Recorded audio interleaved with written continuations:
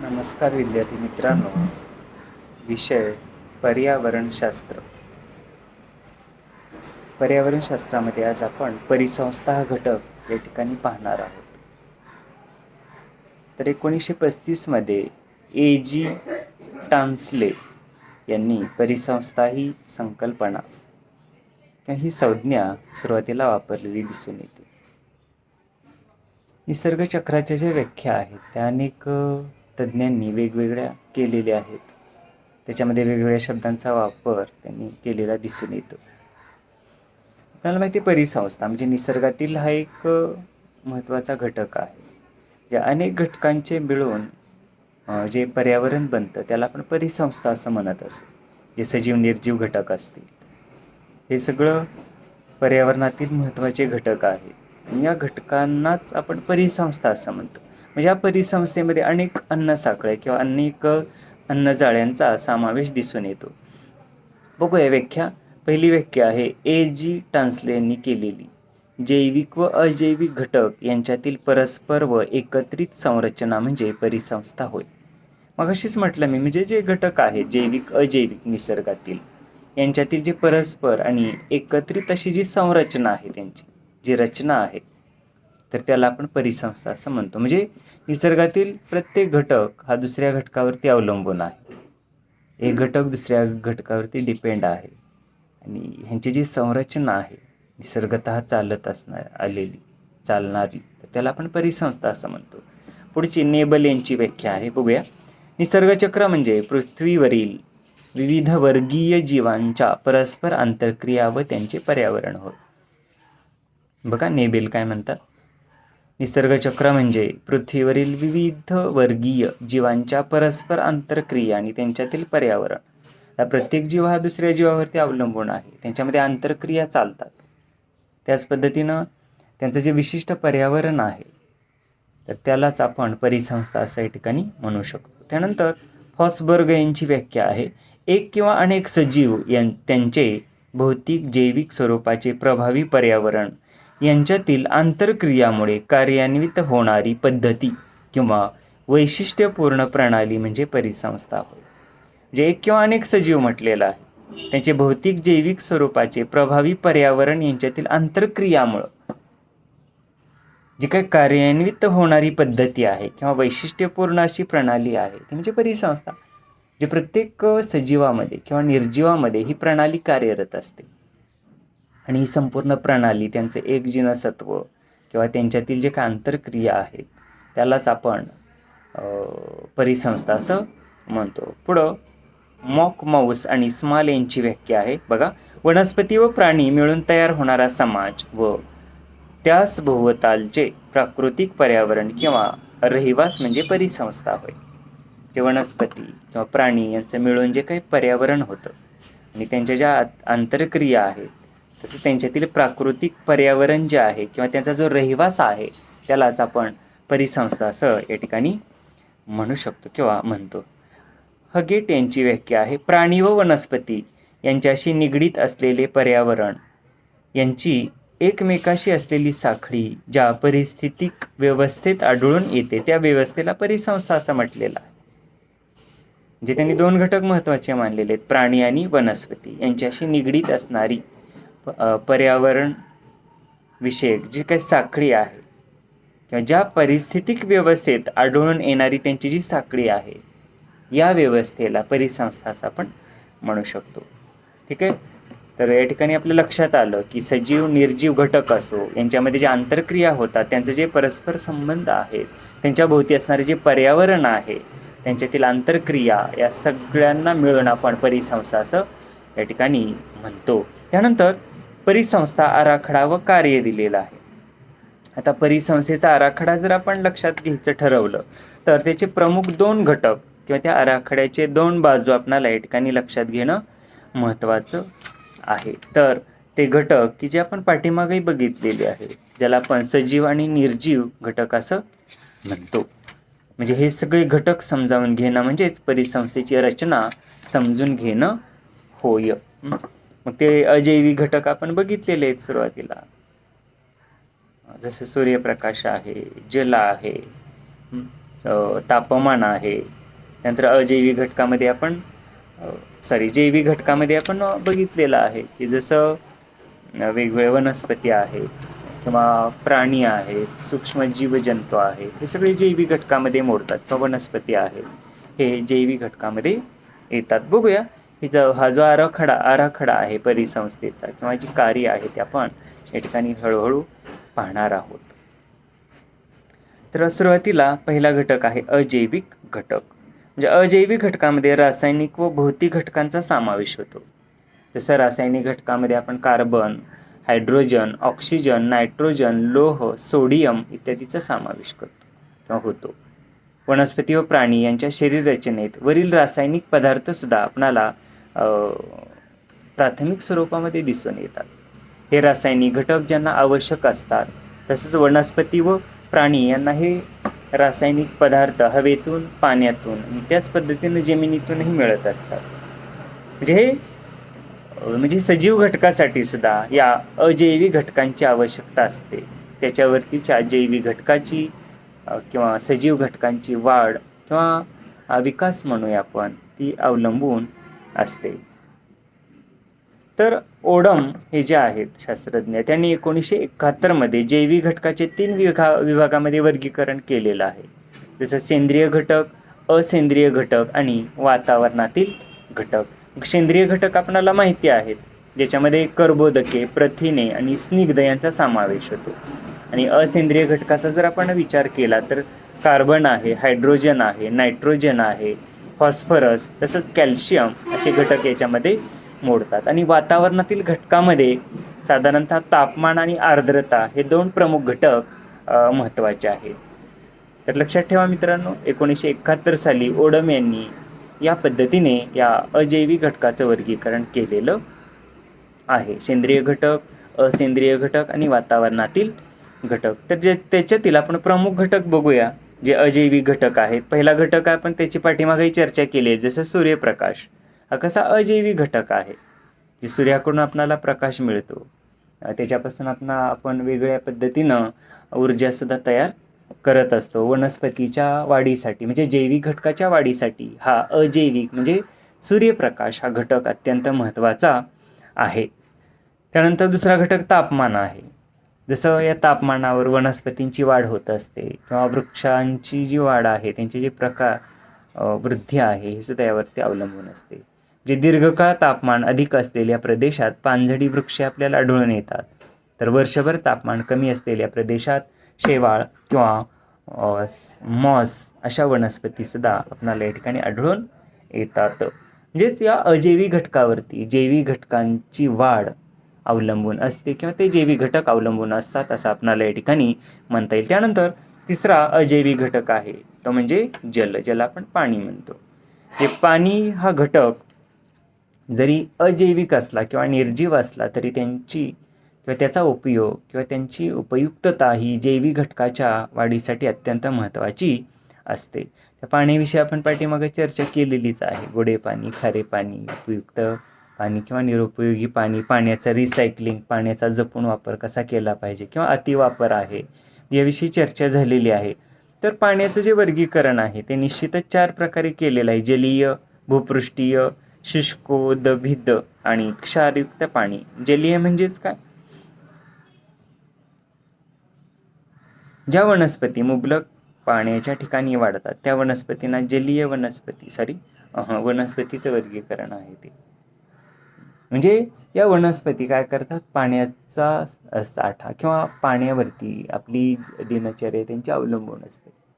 पाणी शोषून घेणं मुळाद्वारे किंवा हवेतील आर्द्रता शोषून घेणं आणि स्वतःची वाढ घडवणं आणि त्यापासून उत्पादन त्या ठिकाणी देत असतात. म्हणजे जलीय वनस्पती म्हणजे ज्या पाण्यामध्ये वनस्पती येतात त्यांची वाढ पाण्यामध्ये होते त्याला जलीय वनस्पती म्हणतो.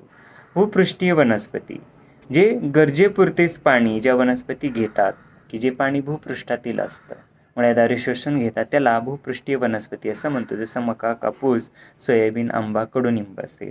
त्यानंतर शुष्कोदभिद वनस्पती जे कमी पाण्याच्या प्रदेशात ह्या वनस्पती वाढत असतात. हवेतील जी आर्द्रता आहे ती शोषून घेऊन स्वतःची वाढ या ठिकाणी त्या करत असतात. जसं निवडुंग म्हणता येईल आपल्याला किंवा कोरफड या हवेतील आर्द्रतेवर किंवा शुष्कावरती स्वतःची वाढ घडवून आणणारे वनस्पती आहे. त्यानंतर क्षारयुक्त वनस्पती, म्हणजे ज्या वनस्पतीची वाढ ही क्षारयुक्त पाण्यावरती होते अशा वनस्पतींना आपण क्षारयुक्त वनस्पती असं म्हणतो. ठीक आहे. त्यानंतर दुसरा घटक आपण बघूया, परिसंस्थेच्या आराखड्यातील हा जैविक घटक आपण बघितला, ज्याच्यामध्ये सूर्यप्रकाश, तापमान आणि जल हे घटक महत्त्वाचे आहे. त्यानंतर दुसरा प्रकार आहे म्हणजे जैविक घटक, ज्याच्यामध्ये वनस्पती हा घटक अत्यंत महत्त्वाचा आहे. म्हणजे ज्या घटकामध्ये जीव आहे, ज्या घटकाची वाढ होते, विकास होतो, त्याला आपण जैविक घटक असं म्हणतो.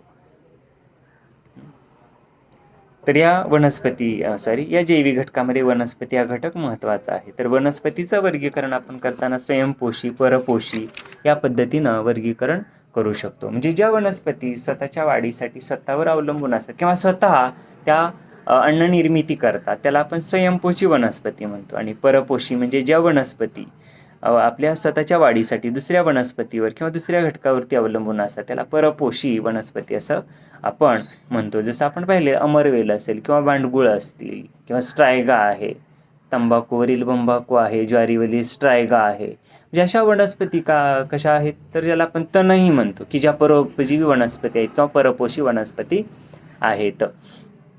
तर त्याच्यातील संकल्पना आपण बघूया. उत्पादक म्हणजे ज्याला हिरव्या वनस्पती म्हणतो आपण. म्हणजे ह्या हिरव्या वनस्पती आहेत त्या उत्पादकतेचा प्राथमिक स्रोत आहेत. हवा असेल किंवा आर्द्रता, जमिनीतील अन्नद्रव्य, पाणी, सूर्यप्रकाश ह्या स्वतः शोषून घेतात आणि स्वतः अन्न निर्मिती करतात किंवा स्वतःची वाढ घडवून आणतात. त्यालाच आपण हिरव्या वनस्पती किंवा उत्पादक वनस्पती असे या ठिकाणी म्हणू शकतो. आणि ह्या वनस्पती कशा, तर स्वयंपोषी प्रकारामध्ये आपल्याला मोडतात असं म्हणता येईल. सेंद्रिय द्रव्य तसंच खाद्य उत्पादन करणाऱ्या ह्या वनस्पती असतात.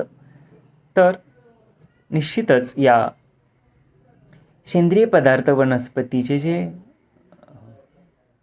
या वनस्पतीचं अन्न हे सेंद्रिय घटक असतात.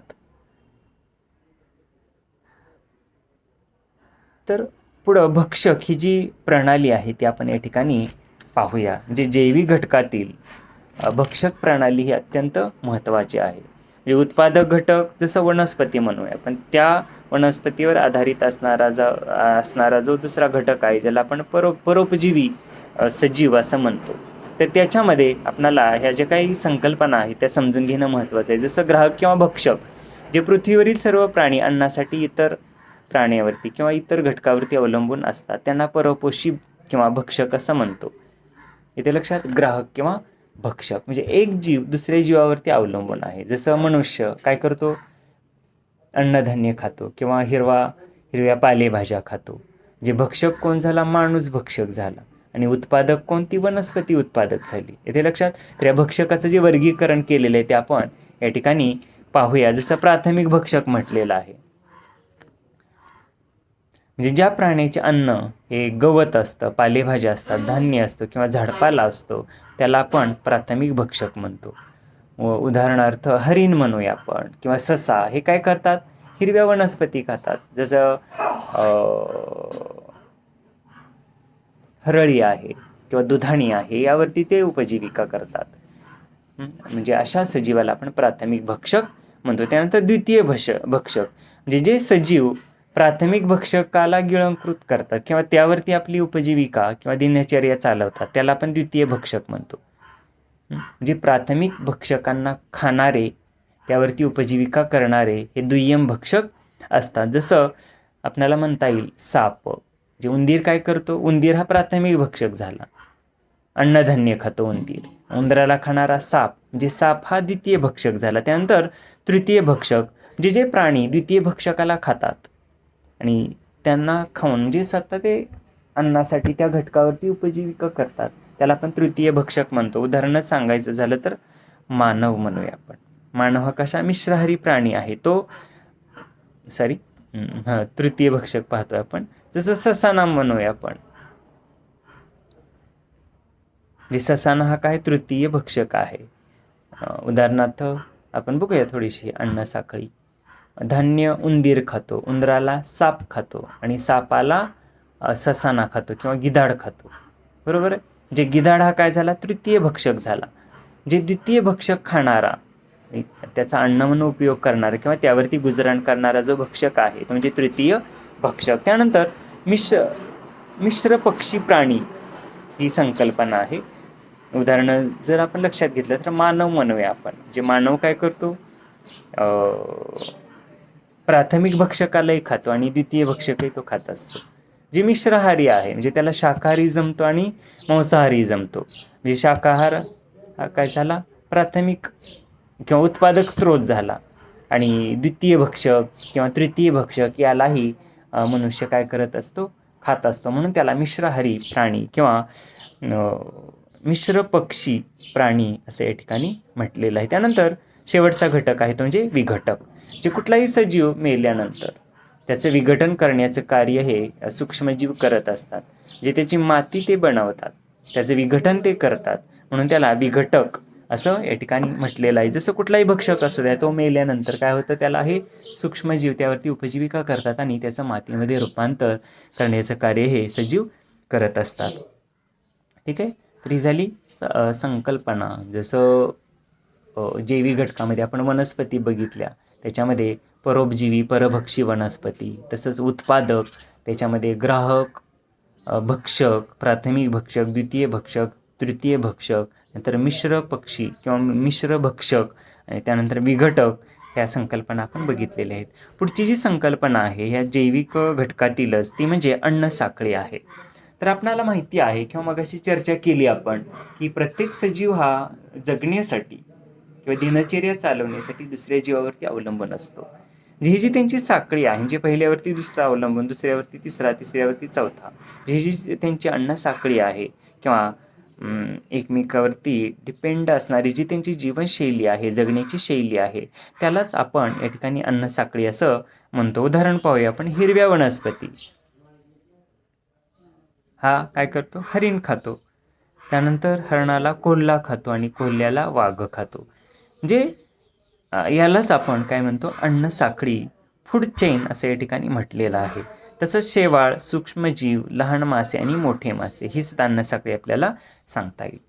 जे शेवाळ हा कोण खातं, सूक्ष्मजीव खातात. या सूक्ष्मजीवांना लहान मासे खातात आणि लहान मास्यांना मोठे मासे खातात. आणि माशांना निश्चितच मानव किंवा आपण खात असतो. म्हणजे ही अन्नसाखळी आपल्याला या ठिकाणी सांगता येईल. म्हणजे वरील सर्व अन्नसाखळ्या ह्या वेगवेगळ्या निसर्ग चक्रामध्ये दिसून येतात. त्यानंतर अन्नसाखळीचे प्रकारही दिलेले आहेत. जसं प्रमुख 2 प्रकार अन्नसाखळीचे जाणवतात आपल्याला, ते म्हणजे तृणभक्षक अन्नसाखळी आणि दुसरं आहे कुजलेल्या वनस्पती व प्राणीजन्य अवशेषांशी अन्नसाखळी. जे तृणभक्षक अन्नसाखळीमध्ये आपल्याला या ठिकाणी त्याचं वर्गीकरण केलेलं आहे. जसं तृणभक्षक म्हणजे ज्या अन्नसाखळीचा प्राथमिक स्त्रोत म्हणूया आपण, तृण वनस्पती असतात किंवा वनस्पती असतात किंवा प्राथमिक स्त्रोत असतो, तर त्याला किंवा त्यावर आधारित असणारी जी अन्नसाखळी आहे त्यालाच आपण तृणभक्षक अन्नसाखळी म्हणतो. उदाहरणार्थ हिरव्या वनस्पती, त्यानंतर त्याला खाणारे तृणभक्षक असतात आणि तृणभक्षकाला खाणारे मांसभक्षक हे प्राथमिक भक्षक असतात. त्यानंतर मांसभक्षक हे द्वितीय असतात. त्यानंतर तृतीय सुद्धा मांसभक्षक असू शकतो. म्हणजे ह्या तृणभक्षक अन्नसाखळीतील पहिला जो उत्पादक स्त्रोत आहे तो म्हणजे हिरव्या वनस्पती असतात. किंवा उदाहरण दिलेलं आहे गवत. जसं गवताला नाकतोडा खातो किंवा गवताला हरिण खातात किंवा गवताला जनावरं खातात. तर त्या जनावरावरती अवलंबून असणारा पुढचा दुसरा स्त्रोत आहे किंवा दुसरा किंवा द्वितीय भक्षक आहे तो म्हणजे कोल्हा किंवा साप. म्हणजे साप काय करतो, नाकतोड्यालाही खाऊ शकतो. मोठमोठे साप हे हरणाला सुद्धा खातात किंवा मोठमोठे जे साप असतात तर ते जनावरांना सुद्धा खाऊन टाकतात. त्यानंतर तिसरी साखळी याच्यातील ती म्हणजे गिधाड, वाघ आणि सिंह म्हटलेलं आहे. म्हणजे गिधाड हा कोल्ह्यालाही खाऊ शकतो, गिधाड सापाला खाऊ शकतो किंवा वाघ हा कोल्ह्याला खाऊ शकतो. त्याच पद्धतीनं सिंह कोल्ह्याला सुद्धा खाऊ शकतो. त्याच्यामध्येच ऊर्जा विनिमय स्तर दिलेला आहे. जे हिरव्या वनस्पती किंवा गवत हा ऊर्जा विनिमय स्तरातील पहिला स्तर आहे. त्यानंतर तृणभक्षक किंवा नाकतोडा हरिण जनावरे ही ऊर्जा विनिमय स्तरातील 2 नंबरला येतात किंवा द्वितीय स्तर आहे त्यांचा. आणि तृतीय स्तरामध्ये निश्चितच कोल्हा, साप किंवा मांसभक्षक प्राणी किंवा प्राथमिक भक्षक येतात. आणि चौथ्या ऊर्जा विनिमय स्तरामध्ये निश्चितच गिधाड, वाघ, सिंह किंवा द्वितीय मांसभक्षक येतात. तर मित्रांनो, अशा पद्धतीने या ठिकाणी आपण या संकल्पना बघितलेल्या आहेत. जसं परिसंस्था हे प्रकरण आपण सुरू केलेले आहे. परिसंस्थेच्या व्याख्या बघितल्या आपण. त्यानंतर परिसंस्थेचा आराखडा आणि कार्य बघतोय आपण. त्याच्यात हे काय पूर्ण झालेलं नाही. तर या परिसंस्थेच्या आराखडा आणि कार्यामध्ये आपण अजैविक घटक बघितलेले आहेत. जसं सूर्यप्रकाश, तापमान आणि जल. त्यानंतर दुसरा घटक आपण बघितला जैविक घटक, ज्याच्यामध्ये आपण वनस्पतीचे परोपजीवी आणि स्वयंपोषी म्हणूया आपण, असं वर्गीकरण बघितलेलं आहे. त्याच्यामध्ये उत्पादक म्हणजे हिरव्या वनस्पती, तसंच ग्राहक, भक्षक, द्वितीय भक्षक, प्राथमिक भक्षक, द्वितीय भक्षक, तृतीय भक्षक, मिश्र भक्षक, विघटक, हे संकल्पना आपण बघितलेले आहेत. आणि अन्नसाखळी आपण बघितलेली आहे. अन्नसाखळी म्हणजे काय, त्याची उदाहरणं आणि अन्नसाखळीच्या प्रकारातील पहिला प्रकार आपण आज या ठिकाणी बघितलेला आहे, म्हणजे तृणभक्षक अन्न साखळी. तर या तृणभक्षक अन्न साखळीचा प्रकार पाहिला आपण, उदाहरण पाहिलं आणि ऊर्जा विनिमय स्तर जो आहे त्यांचा तोही आपण या ठिकाणी पाहिलेला आहे. तर राहिलेला भाग आपण पुढील तासाला